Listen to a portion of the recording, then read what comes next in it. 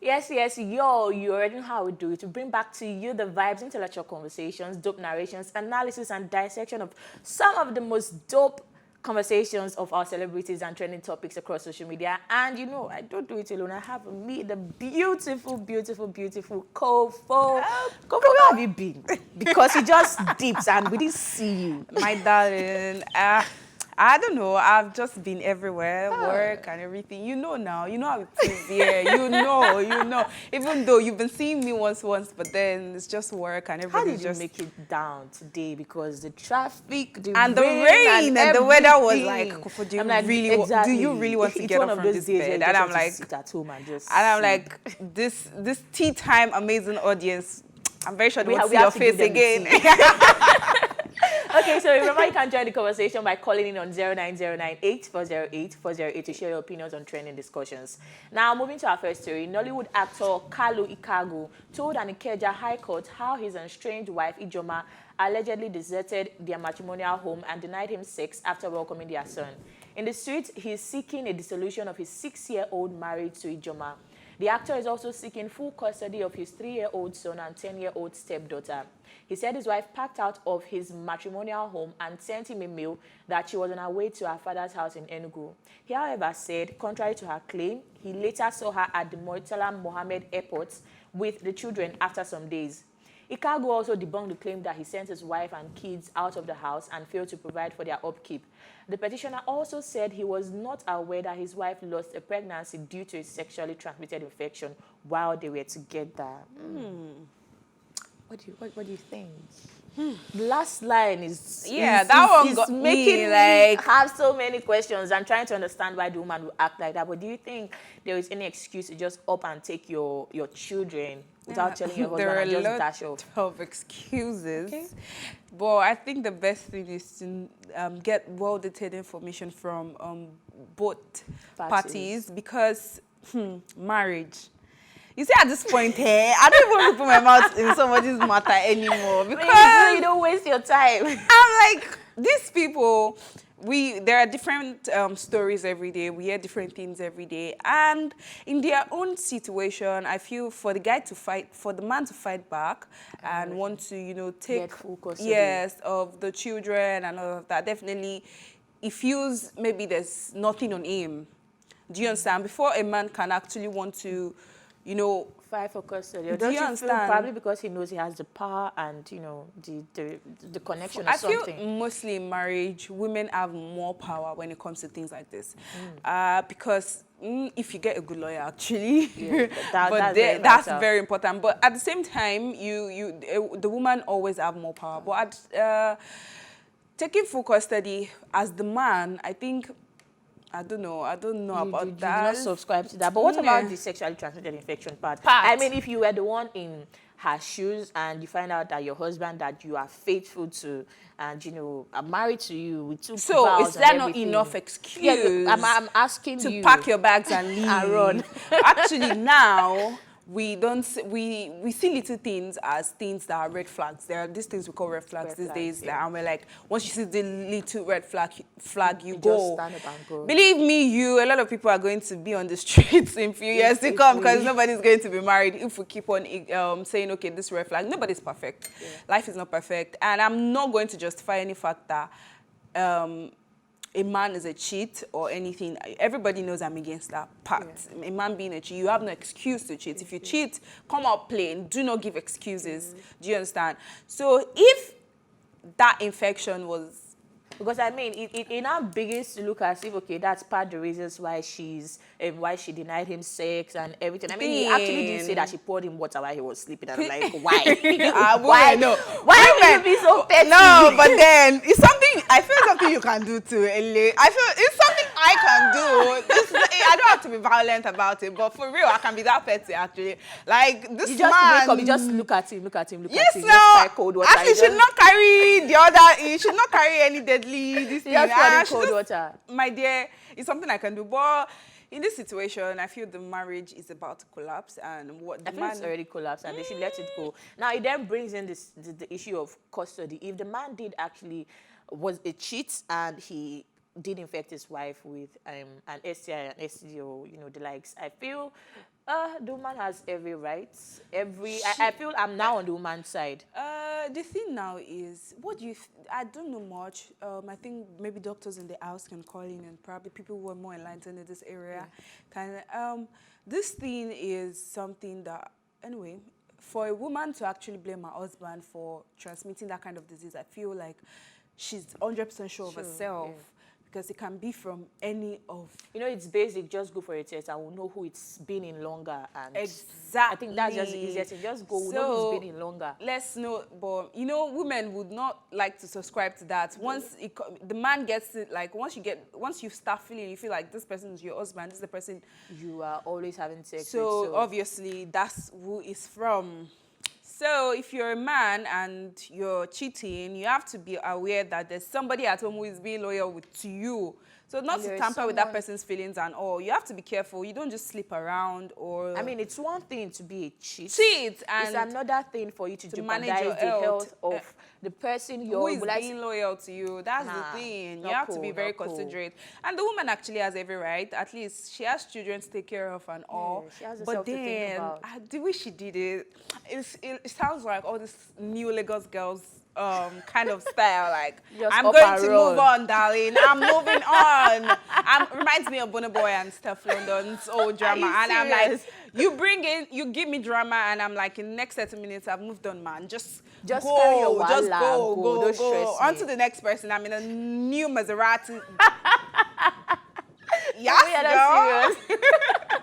That's the new vibe. I think women don't have the energy anymore. They are literally tired. So everybody's tired. Everybody does not have the energy. The whole country is even draining. Or the whole society, the whole world itself. Because I feel draining us. Exactly. So I mean, the one place that you should feel very comfortable, I mean, that's with your family, with the people you love. And if you don't feel comfortable there, it makes you go insane. So a lot of things just happen. Well, good luck to both of them. And I hope they resolve it and they know what they are doing with their children. Okay, so moving on to our next story. Annie Dibia has faulted a glitch on Instagram as the reason behind the disappearance of her husband, Two-Face Dibia, from her followers on the app. This particular story, I have so many things to say, but let's move on. The movie star made this known via her Instagram stories while reacting to the reports that there may be crisis in her marriage. She also revealed that Instagram returned all her lost followers during the glitch. This is coming hours after it was discovered that the mother of two had unfollowed her husband. Okay. One day, one drama, one trouble. But what are the odds, though? I know Instagram has been messing with following and everything. I woke up this morning and I realized that, okay, I lost about 50 followers yesterday, and this morning, they're back. So I understand. But I'm the one following you. And you telling me, so what are the odds that of everybody Instagram takes off from your followers, they take your husband? Or what are the odds? This story just... And with the post she shared, I'm sure you'd have seen the video where she said, she posted a video of, I don't know if it's an interview or something, but just like a show, and in the interview, it said, they said, behind every successful man, there's a woman. That one was like... Behind every unsuccessful man, there are two women. I'm like, okay. If you want to talk to TV, talk to him direct. Don't go through the corners, my dear. Don't go through the corners. But for me, I used to see Annie as like a very cool person. Calm, collected, and in charge of the situation. Like, she was like... Anyway, there's something called See Finish. I think that movie that came out was like the See Finish for all of us at the point, because Annie, to a lot of people, I would say, was like somebody who doesn't even talk. Somebody so who was much. Really we know that there are bits of things happening, but it wasn't so... But Annie, in this kind of back and forth dramas and all, I feel that's the sign. I do not know if I have the stance to say this, but I feel like you said you feel, you're not certain. So exactly. Of a broken woman, you know, just trying to like be herself, just trying to get herself back, just trying to, you know, why does it have to be in coincidence with the fact that Two-Face went to visit his other family. And 2 seconds you are taking, and then you go on. I wonder why they So, released a memo to tell us that it was Instagram. I'm like, bruh, you guys do it too much. You give us reason to keep on talking and talking. Every time that's what social media is for. You are always telling everybody us, just I want wants to to clear be the in the air. news. I want to clear the air. I want to clear the air. But meanwhile, you are just letting us to keep on talking about you, and it's not cool. Both of them, just their back and forth every time with period in the middle, or I don't know if it's in the middle now, or I don't know. Oh, that's the pronunciation. I thought it's Piro, like Piro. But yeah, we had in the middle and everything. But I'm like, you knew what you were signing up for before he got married to you. You see, when I had this argument with some friends, I was like, oh, Annie wasn't supposed to go through this. Annie wasn't supposed to have gone through. That was back then when the movie came out and all of that, the stuff, the reality show. And I'm like, okay, Annie is too good to have gone through this. Look, he has broken and all of that. But people were like, nobody forced her into the marriage. Nobody said, oh, you have to she literally told us that his children, that his other children came before her. So, I mean, it was there, the track record and everything. So if you had wanted to, you could have just cut off ties and all, but then you still wanted it and it was really good for you. That's why you continued. I would say love is blind, but at the same time, I feel she should just take it as it is. She?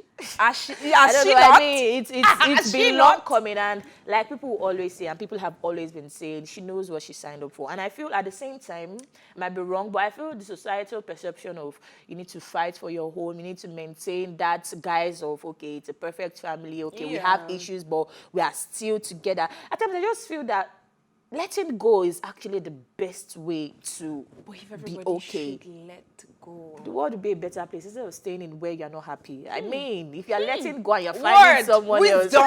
Wisdom. Elile, wisdom. My God. You should hold this girl. Wisdom. But for real though, if you are letting go of, it's just like an abusive relationship. When you realize that, okay, I love this person so much. It doesn't have to always we have be emotional, violent. Exactly. So I know I love this person so much. I'll do so much for this person. For example, now I've been in that situation. It's not an abusive relationship, but I realized that, see, I'm really, really, really into this guy, and every little thing he does gets to me. And even when he does nothing, like, I'm actively overthinking and wondering the next time. I'm like, okay. No, I literally pray out loud every morning. I'm not kidding. Like, I can be pressing my phone and I remember this boy. You know, next now, say, God, please help me get over this boy. Are you serious right now? I'm serious. Like, I'm not kidding you. You guys, you think it actually looks like a lover girl because that's why I like to stay on my own, honestly. Baby because girl, love will show you pepe. Okay. So I try to understand. I understand that people can really fall in love with people, and you know, when you've put yourself like is the center of your world, they've known for years and everything, even before he met the other baby mamas and everything. So I understand where she's coming from, but at the same time, I feel she should consider herself. If there is really, she said there is no problem, so we are just going to take it that there is no problem. No problem, exactly. Please leave my innocent hand, Annie.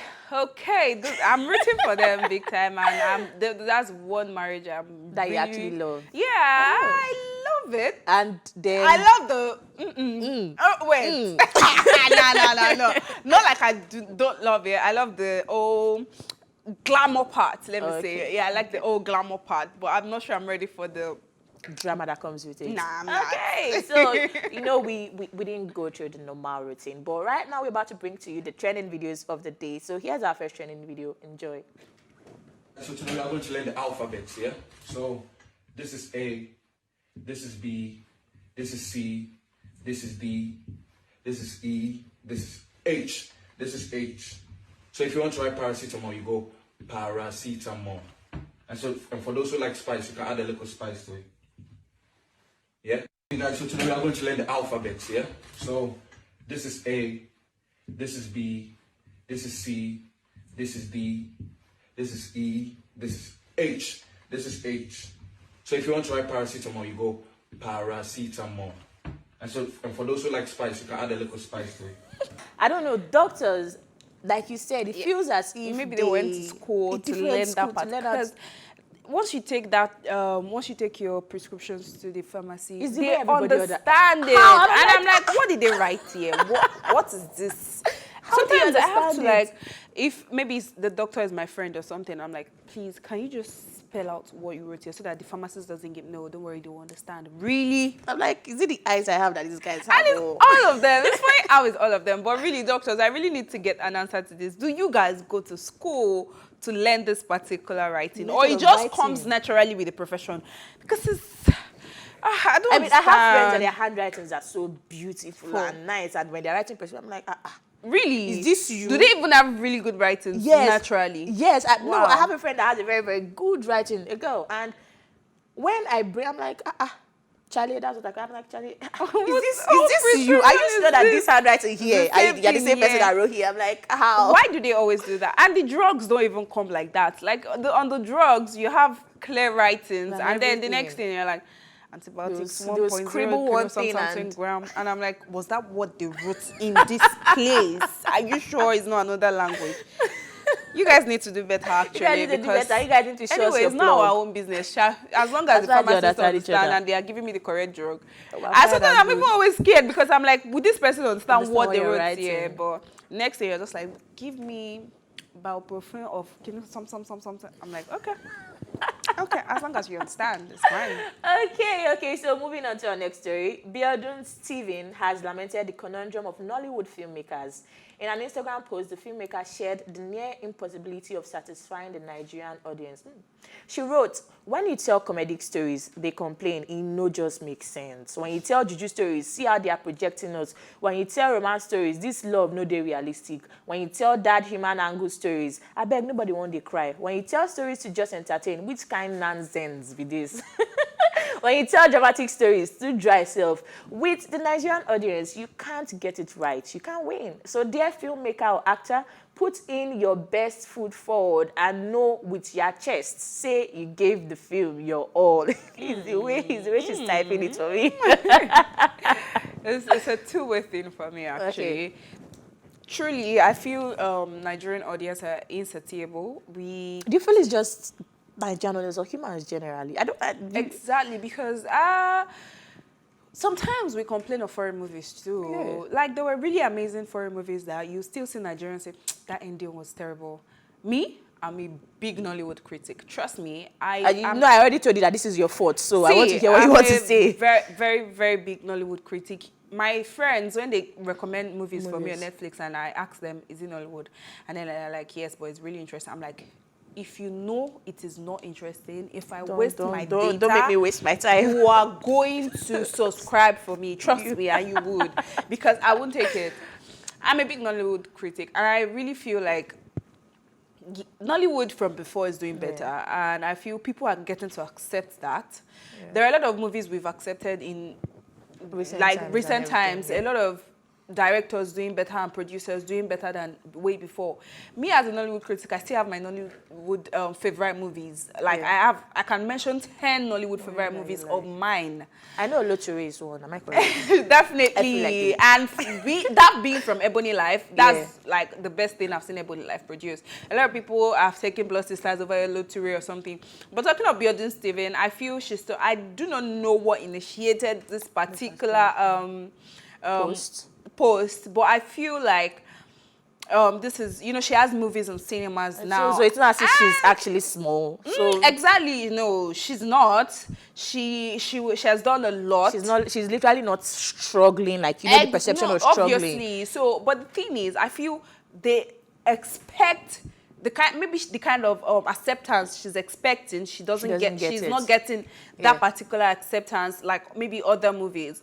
But that's one thing about movies generally.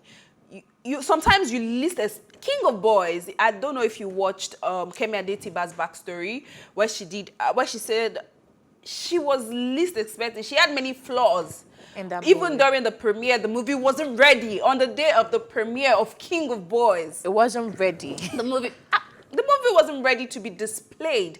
She had a lot of flaws. And for that kind of person, she wasn't even in the cinema to watch the premiere with them. She was just backstage, lamenting and just down to herself. You can imagine the acceptance. And Imagine, do you understand? So even when you least expect, and I feel it's like that for a lot of foreign actors, as foreign producers and directors as well. Sometimes you feel a movie, you give it your all, and then it doesn't just come out the way. I have a skit maker friend. Let's bring it to the skit industry too. They're like, they spend so much money on a particular production, and they spend so much money on a particular content, and then they feel like, oh, this content is bam.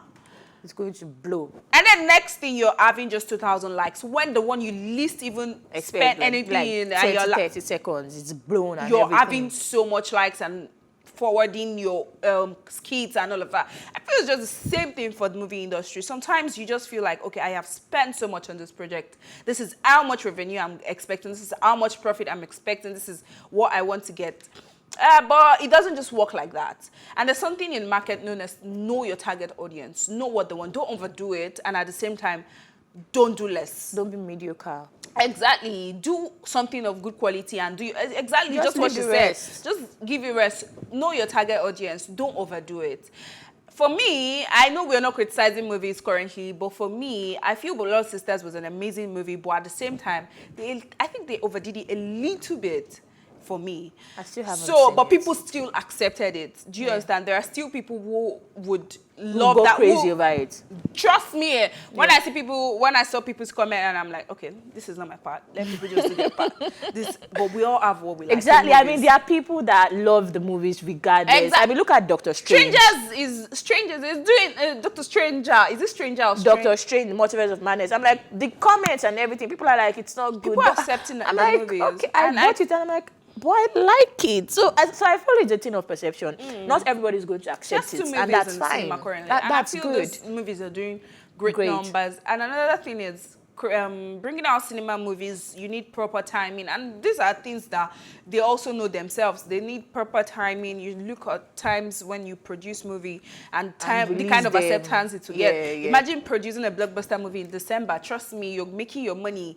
Trust me, you're making good money. Are you sure you're not going to fully go into Nollywood? Babe, because your wisdom... I'm bringing it back. Don't worry. It's coming. Okay, remember you can join the conversation by calling in on 09098 408 408 to share your opinions on trending discussions. Okay, moving on to our next story. Meghan Markle's half-sister, Samantha Markle, has said that Meghan has still not made efforts to reach out to their father after he suffered a stroke. In an interview, Samantha said their father, Thomas Markle, is unable to speak but is well enough to text if Meghan got in contact. Samantha insisted the door is wide open for her half-sister to privately reconnect with him. Thomas Markle has been in a critical care ward for a week and has made what one doctor told him was remarkable progress.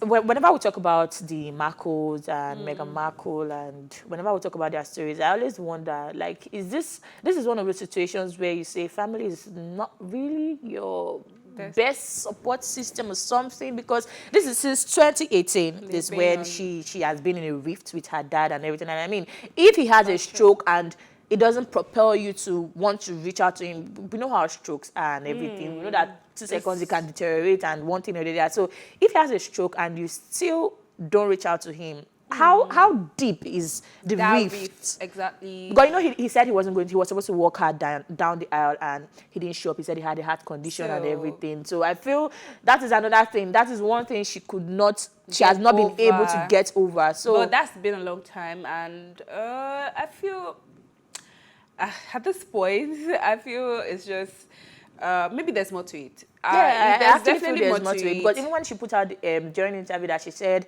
they asked if Archie's skin would be as dark as like a black and everything, her father countered that he didn't believe the royals were racist and everything. So I feel that's part of it. Like, I'm saying my own, I'm your child, I'm the one person you're supposed to look out for, I'm the one person you're supposed to stand up for regardless of the situation and everything. And then you go on and you give an interview and you say so much about most likely me not knowing what I'm saying. So at the same time, I know it's your dad and everything, so you have to look past some things. But if my dad is constantly hurting me, I don't know how I'll be able to deal with it.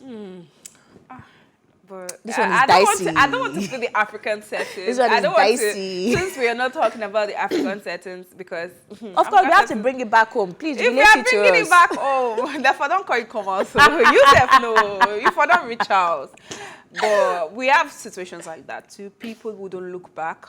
Yeah. There are children who don't look back, probably because of things they've been through or some things that maybe the parents have done. And everything. And for the father, I mean, this is the one day, I'm sure it felt like this one day, it's very, very important that you be here. Exactly, before anything happens. It's very important that you be here for me. It's my wedding day. I need to walk me down the aisle. Oh, that's not enough to...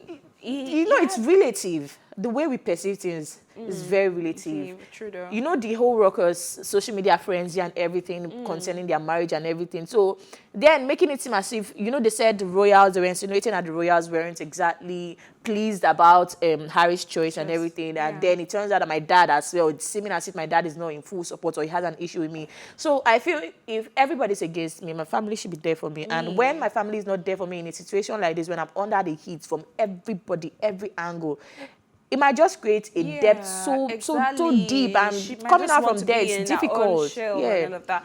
And the responsibility of being a duchess in the royal family is just overwhelming. And then I don't have the set of people that I expect to actually be there for me are not there for me. But I don't know if I were to be the one. Would you? That's my point. We'll look past it. Obviously, it's somebody's father. Come on. And I feel that our sister calling her out and everything. I don't know, the family, they're just somehow. I don't know. Maybe no. There's more we need to see and understand about this particular story, because I feel it's way beyond what we see. I feel there are things that we've not heard heard conversations and everything. We can only do the surface, the in-depth, exactly is. We cannot be in their shoes. We cannot experience what they're actually experiencing or what they're actually feeling at the moment. So let's leave the person in the situation to the best decision. But speaking like a true African and Nigerian, just go back home. Okay, so guys, I'm bringing you the next trending video for the day. Enjoy. My friend came to visit me in my guy's house. So now she's in the bathroom. I want to prank her. So he's going to pretend to be my boyfriend and ask her out, like, maybe inshallah. He will tell her that I've gone out. You understand? So let's see how it goes.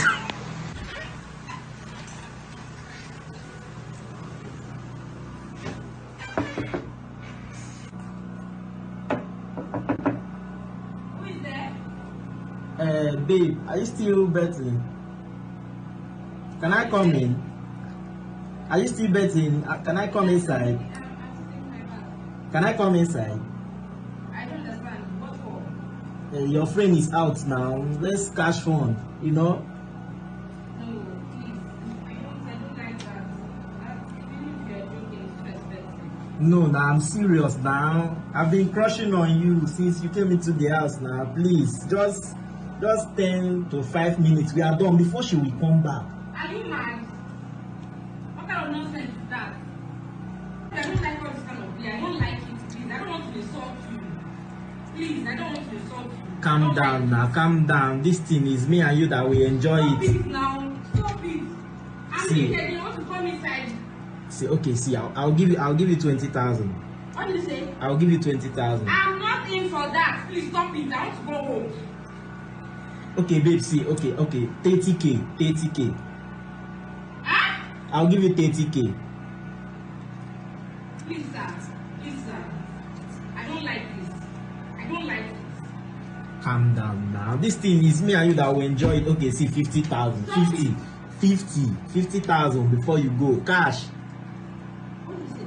I'll give you 50,000. 50,000. Yes. Before she will come back, we are done. You get your money, 50K.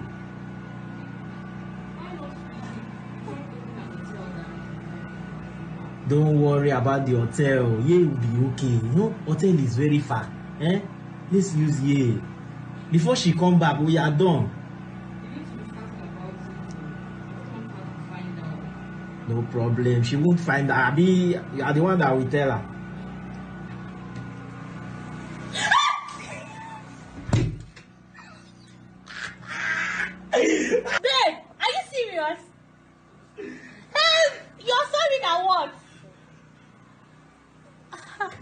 So 50,000. Hey! You're sorry. Oh, my goodness. Say it. What did he say? I will never be broke in my life. Hallelujah. I would never. But what? That was scripted, actually. For Obviously, me, the acting was that terrible, acting was terrible. but Exactly. let us bring it to reality because things like this What don't are you really happen. coming to do in my boyfriend's house in the first place? Wait. Okay, something like this happened recently. I was kind of stranded. I think I traveled sometimes. I think it was like 2 months or 3 months ago, and I was coming back from the airport. My flight was delayed, and next thing, I came back around 2:30 in the night. It was 2:30 or 3:30. To like around 3. Yeah, in the morning. Yeah. Yeah, in the midnight. So I was supposed to crash at my friend's place because that was closer to the airport and all. So and then next thing, my friend's house, like our house, but she had plans on going out. So I was just she was to wait for me. Then when you I come get in, back, then then she'll she leave, would yeah. leave. So when I got to our place, Lagos and estate and whatever, whole estate gates were locked everywhere. I was stranded. I could not reach her. She was already asleep. She thought I was not coming anymore because she couldn't reach me, obviously. But for somebody who you couldn't reach, you should be able to like make me understand that, okay, this is what... Cut the long story short, I later got to talk to her and she wasn't around at that point, but our boyfriend's house was close to that place. And meanwhile, our house was under fumigation because she felt I wasn't coming anymore. So she just did the fumigation and she left. So I had to crash at her boyfriend's place. And I'm looking at that kind of situation, and I'm like, the boyfriend coming to knock. I'm not saying that actually happened, but I'm looking at that kind of situation, and I'm like, guys offering me. Anyway, they can't offer me 50K amount on Grisha. Let me see how much they will offer me. But so that means that we can actually offer you a certain amount of money that is going to be tempting enough. No, I'm just looking at the kind of situations that can actually bring me to sleep in my friend's boyfriend's place. Okay, yeah. Do you understand? Those are kind of situations. Okay, then I'm like, yeah, I'll do that for my friend. Do you understand? Yeah. But now, okay, let's say that part is gone. The fact that my friend can come and sleep in my boyfriend's place. No. But then there's a boundary. No, I have a question. Just one question. That's why I pay to reach. If you were this friend, that is the friend that was, making the video and everything, the tester, and it turns out that, okay, your friend falls for it for the 50K, 100K, 1 million naira, 10 million naira. I mean, she's laughing. Me. She's laughing. What's funny? What's funny, exactly? What is funny? Because I'm beating you out of the house. Sorry, I don't support violence. You don't have to be violent. But for me, yeah. I want to sweep you away from my house, like instantly. That moment, Babe, I do not care. You are going to leave instantly. My dear, you are leaving that house that minute. Because... That minute. I obviously, fine, no, the girl herself will know she has to pack her things and leave immediately. But the thing is, thank God they keep friends. So thank God. And I don't get rubbish friend. We want, that is ready to be admitted. But this is what we say all the time. Like when people say, I can't allow my friend to come over to my place or to stay at my boyfriend's or my husband's and everything. People are like, that why? Don't you trust your friend or don't you trust your husband? But if I said something yesterday on the show, he said, this is not a thing about just trust. We are humans and we are liable to falter. For example, I can be tipsy, I can be under the influence. Take, for example, when he got to his house, he was already drinking or something. As far he wasn't expecting a visitor. But my friend is there. No. Now, I'm talking about in your situation, in her total absence and everything. And you don't know one thing or that. We cannot take away the fact. That's why they're called temptations. So, like you said, don't just be petty. My friend, let the boundaries just be there on time. So there'll be no issue of temptation. And you're watching, I am begging you, don't let temptation fall upon you. Because you will be admitted, apparently. I'm a very clingy girlfriend. Trust me. I would not take it. Nah, that's not even happening. On to the next story, please. Close friends, I hope you've heard that. So please, don't take notes and don't test that. Yes, please. Okay, so moving on to the next story. Ed Sheeran's new song appears to detail his crippling anxiety before he proposed to Cherry Seaborn. One Life, which is one of the 4 releases on the deluxe version of the crooner's Equal album, seems to follow the moment he asked his now wife to marry him in 2017. Sheeran has previously revealed a public question under a pergola in the garden of his sprawling Sussex estate after he and his 30-year-old childhood sweetheart enjoyed a bottle of wine. I think Ed Sheeran is the most romantic man on earth. Oh, look at that. How would you pop a question with a song and at the same time... I don't know. I just love the way he loves his wife and exactly. everything. He uses her for his videos, and I'm like, oh, center of attraction. I'm the queen, and I know I am the queen. Everybody knows. Princess treatment, a queen treatment. In this situation, you know, Ed Sheeran has to be very romantic. And he's a very fine writer and singer at the same time. Man is talented. So talented. He plays Anna. He's so talented, and it's carry me they go, Papa, carry me they go, my husband, carry me they go. I hope you can hear. Because he's open to marry. So if you should do so, I can tie my gele. Big bow. Please, I'm ready with your bag, darling. With your bag. With your. Please be explicit when you say with your bag. Please. What do you mean? With your heavy bag. With your cash. My dear. We don't have time to play. We're not playing over here. Princess needs good treatment. Princess treatment. Thank you. Okay, so comedian DL Huli has fired back at her colleague Monique over a contract dispute between them. The comedian and actor blasted Monique over her beef with industry folks, including Tyler Perry, Oprah, and Lee Daniels, director of Precious, the film that got her an Academy Award in the Supporting Actress category. Huli wrapped his shade by comparing her to the abusive role she played in the 2009 film. Both comedians were billed to perform at the Comedy Explosion show. While on the stage, Monique had called out Huli, claiming she was due to headline but was denied the shot over a disagreement in her contract.